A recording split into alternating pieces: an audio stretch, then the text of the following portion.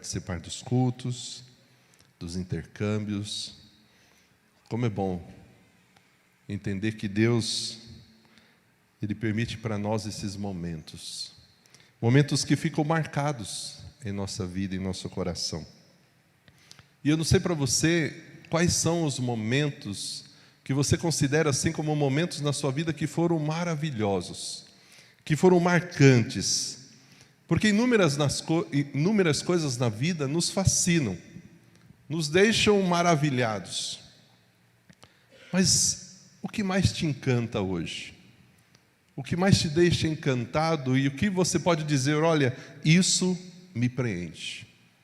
Quando eu faço isso, isso me preenche. O que é que para você te encanta, te deixa maravilhado? O que você usa para alimentar a sua alma? Né? Se você for conversar com minha esposa, ela vai falar, meu esposo é maravilhoso. Né? Para você, o que é algo maravilhoso? Nessa noite a gente vai ver o salmista falando de algo que para ele era maravilhoso.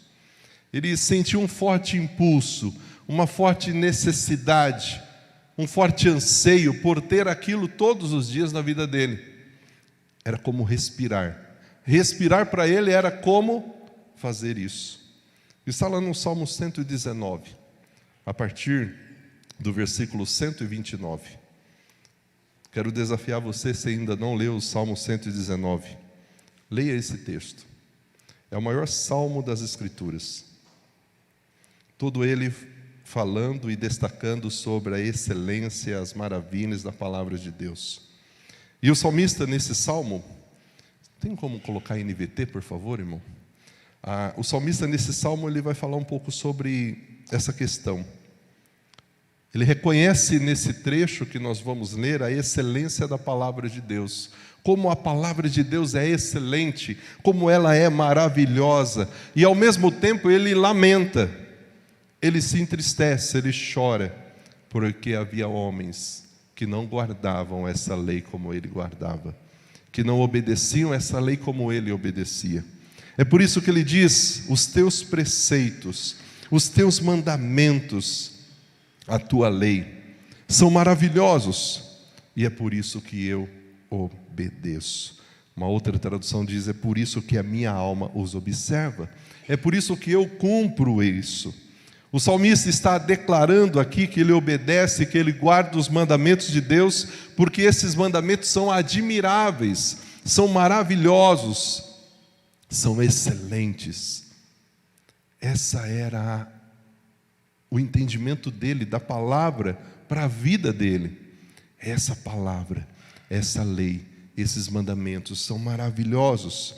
É por isso que eu cumpro cada uma dessas porções, cada uma dessas leis de todo o meu coração. É por isso que eu obedeço a eles. Maravilhosos na sua natureza, isenta de erros. A Bíblia não contém erro, ela não tem nenhuma imperfeição. Ela instrui, ela fortalece, ela conforta a alma. É um livro que tem que ser lido, que tem que ser obedecido. E é por isso que o salmista declara, esses preceitos, essa palavra, são maravilhosos. Eu não sei para você, se você tivesse que declarar o que a Bíblia é para você, se você faria uma declaração como essa. Qual seria a sua declaração com relação à palavra de Deus? E ele continua, o ensinamento da sua palavra, o ensinamento dessa revelação, ela esclarece, ela traz luz, e até os ingênuos entendem, dá sabedoria às pessoas mais simples. Ele diz, os ensinamentos dessa palavra, dessa revelação de Deus para nós, através da palavra escrita, ela traz luz, ela esclarece. E as pessoas mais simples encontram nessa palavra sabedoria. Até os mais simples conseguem entender. Quer ver uma coisa gostosa? É quando a gente está ensinando a Bíblia para alguém que não tem muito conhecimento. E ela começa a aprender o que é o livro, o que é o capítulo, o que é o versículo, como encontrar os livros sozinho, sem ter que olhar no índice. E aí ele começa a ir, encontro após encontro do estudo bíblico, ele vai ganhando experiência, ele vai ganhando conhecimento, ele vai aprendendo, e você percebe que conforme ele vai estudando a palavra, os olhos vão se abrindo, ele começa a responder as perguntas de uma forma mais clara, porque a palavra traz isso, ela traz entendimento, ela clareia, ela dá luz àquilo que antes nós não tínhamos. Portanto, querido, ler as Escrituras faz de você uma pessoa sábia. Ter um tempo para ler a Bíblia vai trazer para você a oportunidade de ser alguém muito sábio, porque ela vai esclarecer, ela vai trazer luz, e isso é para todos, isso é para todos. Nós tínhamos um irmão em Guariba que ele não tinha nem leitura e nem escrita, mas esse homem tinha a palavra de Deus memorizada no coração, na mente.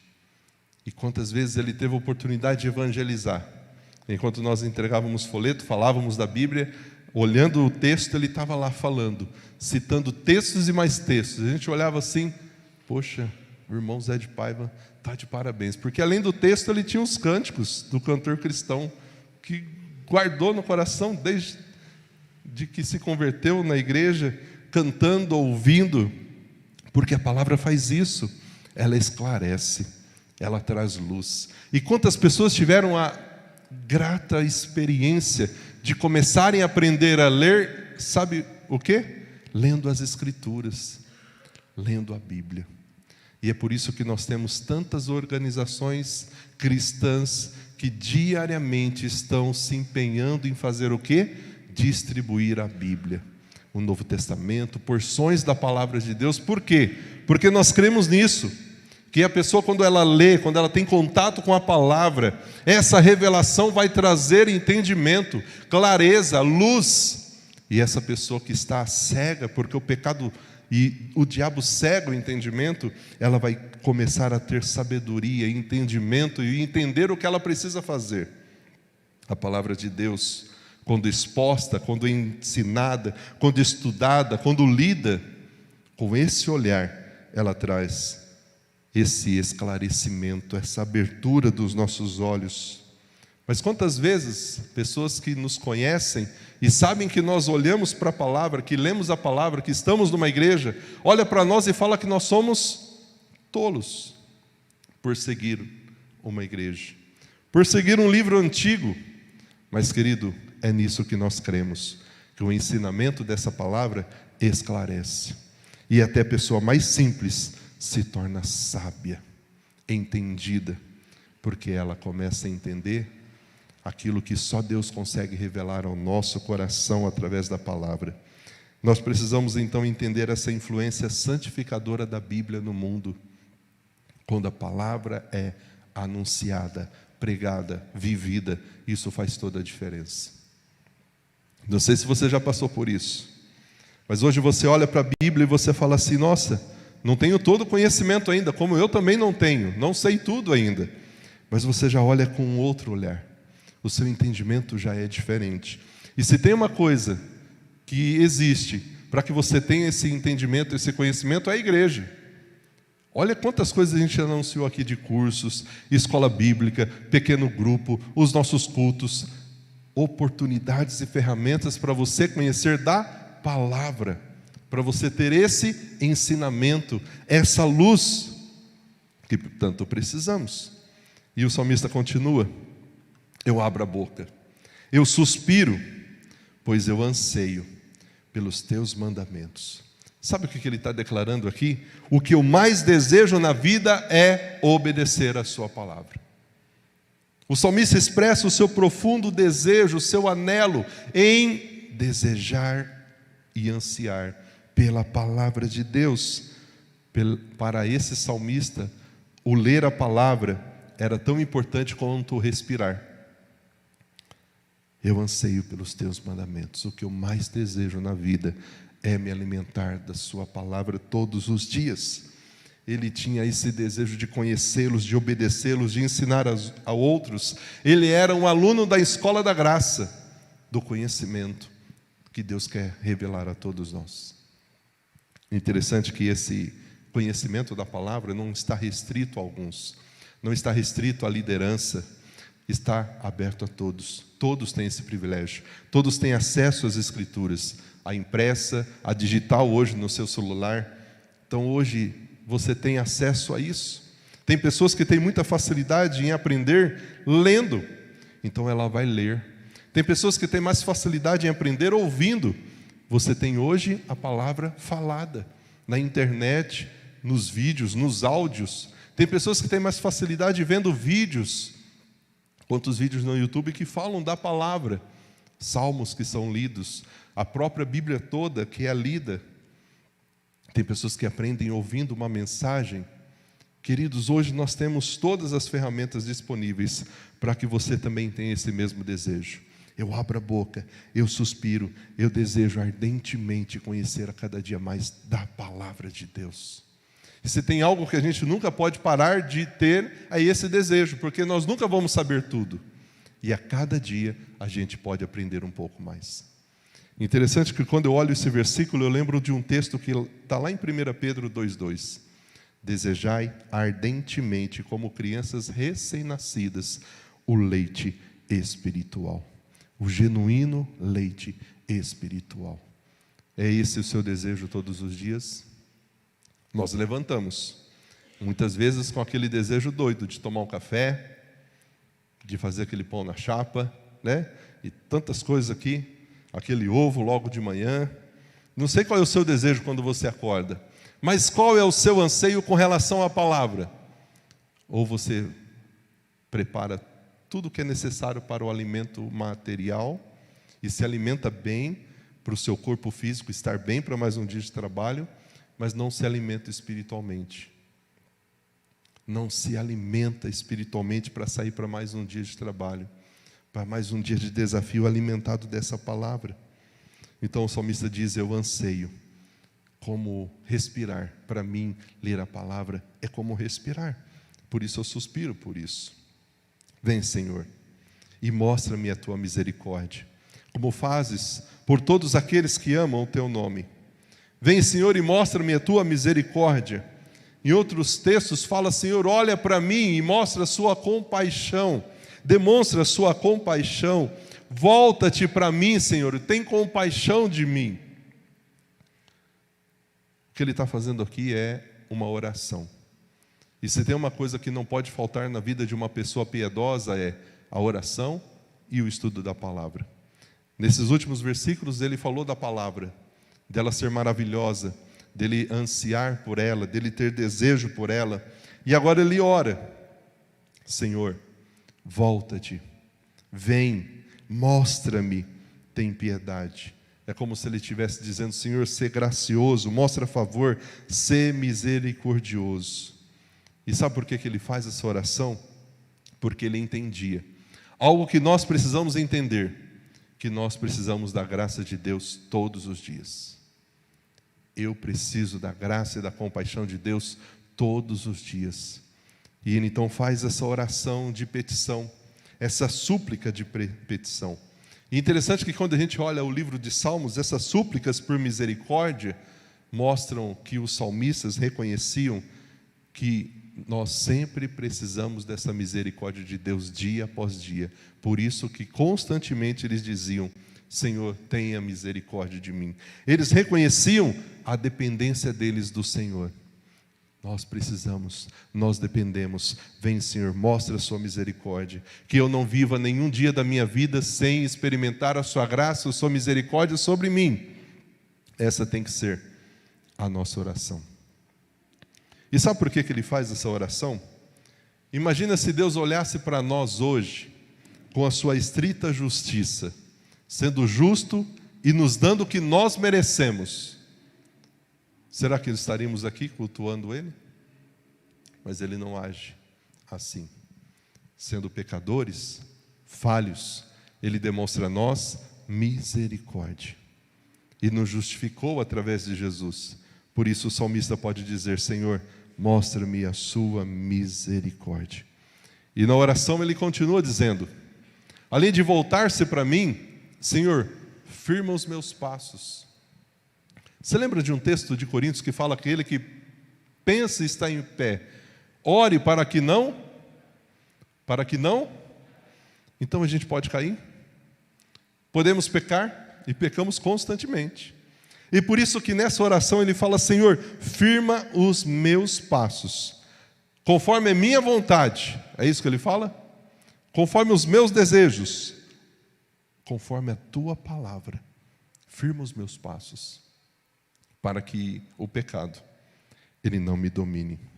Conserva-me firme e não me deixes que eu seja dominado pelo mal. Essa era a oração dele. Volta-te, Senhor, tem misericórdia de mim, age com compaixão comigo, porque ele reconhecia que era pecador. Firma, Senhor, os meus passos na sua palavra. Não permita que eu desvie daquilo que o Senhor quer que eu viva. E quando eu estiver firmado na tua palavra, o pecado não vai me dominar. Eu não vou ser mais escravo do pecado, dominado pelo pecado. Esse texto faz a gente lembrar do Salmo 42, que fala que Deus nos tirou de um poço de perdição, de uma lama, e colocou os nossos pés sobre uma rocha, firmou os nossos passos. E é isso que Deus quer fazer na nossa vida. Quantas pessoas andam tropeçando, trombando de um lado para o outro, perdidas, porque estão andando conforme a sua própria vontade. O salmista está desejando aqui que cada passo, que cada decisão da sua parte seja guiada pela palavra de Deus. E eu e você hoje, cada passo nosso tem sido dirigido pela palavra de Deus? Cada decisão que tomamos, nós buscamos antes a orientação de Deus? Será que a gente busca a orientação de Deus para fazer tudo o que é certo e evitar o que é mal? Esse era o desejo sincero do salmista. Firma, Senhor, os meus passos. Mas quantas vezes a gente não faz isso? Nós tomamos os nossos próprios rumos, nossas próprias vontades, seguimos, e quando a gente vê que o passo está errado, que deu tudo errado, a gente faz o quê? Aí a gente faz a oração do salmista: Senhor, tem misericórdia, me ajuda aqui, estou precisando do Senhor. E Deus é tão bom que ainda assim Ele nos ajuda, não vira as costas para nós.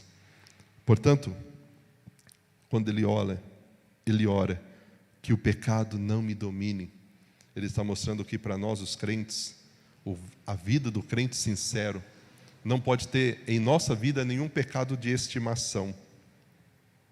Nosso desejo deve ser cada dia mais nos livrar daquilo que nos prende, daquilo que nos escraviza. E quem pode fazer isso? Somente a obediência da palavra de Deus. Quanto mais próximos estivermos da palavra, através da leitura, do entendimento, da oração, mais longe vamos estar do pecado. Por isso Paulo diz em Romanos 6,14: o pecado não terá mais domínio sobre vocês. E ele continua: livra-me, Senhor, da opressão das pessoas, e então poderei obedecer às tuas ordens. Ele queria a libertação da opressão, da perseguição, não para ter uma vida tranquila, mas porque ele queria continuar obedecendo a palavra de Deus. Não sabemos quem é o escritor do Salmo 119. Há muitas dúvidas de quem de fato foi o escritor desse salmo. Mas se foi Davi, como alguns acreditam que tenha sido, este foi um homem que soube o que é ser oprimido. Um homem que enfrentou muita opressão, inclusive do próprio filho, que precisou dormir numa caverna, fugir dos seus inimigos. Mas o desejo dele, ao ser liberto da opressão, era obedecer às ordens do Senhor. E aí ele diz mais uma vez: Senhor, olha para mim com favor, com graça, e ensina-me, Senhor, os teus decretos. Percebe que em nenhum momento ele pede coisas materiais? Será que a oração desse salmista é diferente das nossas orações hoje? A gente pede tanta coisa, mas se você for fazer um balanço das coisas que você está pedindo, a gente foca muito mais nas coisas deste mundo. E não estou falando que é errado a gente pedir as coisas deste mundo, mas e as coisas referentes à nossa vida espiritual, ao crescimento espiritual, a vida com Deus, o conhecimento da palavra de Deus. Então ele diz: Senhor, olha para mim com teu favor, Senhor, olha com bondade para mim, que o Senhor olha com graça para mim, e ensina a mim, o teu servo, as tuas leis. Sabe o que ele está ensinando aqui? Que ele não buscava favor, aprovação em nenhum outro a não ser no Senhor. Ele não buscava favor, aprovação nos homens. Senhor, olha para mim. Eu quero ser aprovado, eu quero receber graça, favor do Senhor. Eu sou o teu servo. Ensina-me os teus decretos. Num tempo onde muitas pessoas querem aplausos, querem ser vistas, a gente está entrando logo aí na campanha política, todo mundo querendo sair na foto, todo mundo falando que fez isso e fez aquilo. Este homem buscava a aprovação somente do Senhor. Querido, tudo o que você fizer na igreja, onde você estiver servindo, sirva, se envolva, use sua vida, seus dons, seus talentos, se envolva naquilo que Deus colocar nas suas mãos, mas não faça isso esperando a aprovação de homens, não faça isso com motivação de receber aplausos de homens, de ser visto por pessoas. A nossa aprovação, ela tem que ser do Senhor. A nossa motivação tem que ser para agradar ao Senhor, louvar o nome de Deus pelo que estamos fazendo. E ele termina a sua lista de petições dizendo: rios de lágrimas brotam dos meus olhos. Rios de lágrimas estão brotando dos meus olhos. As minhas lágrimas estão correndo como um rio. Sabe por quê? Porque pessoas não cumprem a tua lei. As minhas lágrimas estão brotando como um rio, porque outros não estão buscando e obedecendo a tua lei. O salmista chega aqui a se assemelhar ao Senhor Jesus. Lá em Lucas 19:41 diz que quando Jesus ele contemplou Jerusalém, ele chorou sobre ela. E ele declarou: ó cidade. Eu queria que vocês conhecessem. Eu queria trazer paz para vocês. Isso não estava oculto. Mas eles não estavam abertos àquilo que Jesus queria dar, aquilo que Jesus queria oferecer. Jesus chora quando contempla Jerusalém. E o salmista aqui está dizendo: eu choro. E é como rios de lágrimas brotam dos meus olhos. E qual é o motivo do choro? O descaso de pessoas com a lei de Deus. Ele olhava, e quando ele via pessoas que não estavam obedecendo a lei, seguindo a lei, desrespeitando a lei, desonrando o nome de Deus, isso levava ele a um quebrantamento. Qual tem sido o nosso olhar hoje, quando a gente vê essas coisas que confrontam a palavra, que estão fora do que a palavra diz? Alguns, mesmo tendo a Bíblia como regra de fé e prática, estão achando que é normal. De fato, os tempos mudaram. Os dias são outros. A gente tem que se adaptar. Mas, querido, a minha escolha é ser como o salmista. Continuar buscando ao Senhor. E continuar tendo compaixão, como Jesus tinha, daqueles que se afastam. Porque quando a gente olha a lei, os mandamentos, não tomar o nome do Senhor em vão, lembrar do dia de sábado para o santificar, honrar o pai, honrar a mãe, não matar, não adulterar, não furtar, não falar falso testemunho contra o próximo, não cobiçar a casa do próximo, não cobiçar a mulher do próximo, não cobiçar nada do próximo. Quando você olha esses mandamentos, imagine como seria hoje a nossa sociedade se as pessoas seguissem isso. Como seria os nossos relacionamentos se a gente seguisse isso daqui? Não usar o nome de Deus em vão, honrar o pai e a mãe, não matar, não adulterar, não furtar, não falar falso testemunho contra o próximo, não cobiçar. Apesar que isso não existe hoje, né? Não existe essas coisas.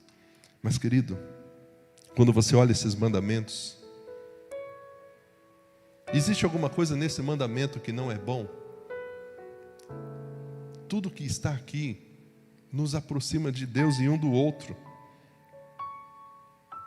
Mas as pessoas preferem deixar isso de lado e seguir o seu próprio coração. E a nossa atitude tem que ser olhar isso e não achar que isso é normal. Quando nós olhamos as injustiças, o pecado, e isso não mexe mais com a gente, é porque alguma coisa está errada. Porque quando Jesus olhava, ele sentia compaixão, ele chorava. E é isso que o salmista está dizendo. Tito disse: lá no passado nós éramos insensatos, nós éramos desobedientes, desgarrados, escravos de todo tipo de paixões, de prazeres. Nós vivíamos na maldade, na inveja. Estávamos odiando uns aos outros. Mas agora nós conhecemos a Cristo. Aquele velho homem não existe mais. Nós não deixamos mais a palavra, não desobedecemos mais ela. Tentamos obedecê-la, mas quando a gente vê alguém desobedecendo, vivendo longe daquilo que a palavra pede, essa deveria ser a atitude do nosso coração, de sentir compaixão, de chorar. Quantas pessoas nas nossas famílias que ainda não conhecem a Cristo, você tem orado por elas? Para que elas conheçam a palavra? Para que elas tenham um encontro com Jesus? A gente muitas vezes vai vivendo um evangelho muito light, muito superficial. A gente tem medo até de falar de céu e de inferno, porque isso pode assustar as pessoas. Mas isso prepara as pessoas para a eternidade, onde elas vão passar a eternidade. Onde elas vão passar a eternidade toda delas. E quando eu e você deixamos de entender que isso é ainda importante, isso faz parte da ordem que Jesus nos deixou, ide por todo mundo. Enquanto você estiver indo, caminhando, onde você estiver, pregue o evangelho. Mas a gente não vê mais isso. Parece que isso não faz mais parte das Escrituras. Portanto, precisamos reconhecer como salmista a excelência da palavra de Deus. Nos dedicar de forma honesta ao seu estudo, à sua prática. Não é só ter conhecimento, é fazer com que esse conhecimento se transforme em prática no nosso dia a dia. Em prática. Como salmista, temos que orar para que Deus nos ensine a ensinar outros. Talvez você poderia estar ministrando estudos bíblicos, mas pastor, eu não tenho todo o conhecimento. Mas querido, Deus te capacita. Nós os pastores estamos aqui para te ajudar. E tem pessoas que é você que precisa estar lá ministrando. E quando a gente vê pessoas transgredindo abertamente os mandamentos de Deus, isso deveria gerar em nós tristeza. Tristeza. Paulo convida a igreja de Éfeso a não ser cúmplices nas obras infrutíferas das trevas. Ele diz: antes de ser cúmplice, reprovai-as. E o salmista fazia isso. Portanto, querido, qual vai ser a sua escolha nessa noite? Qual vai ser a sua escolha nessa noite?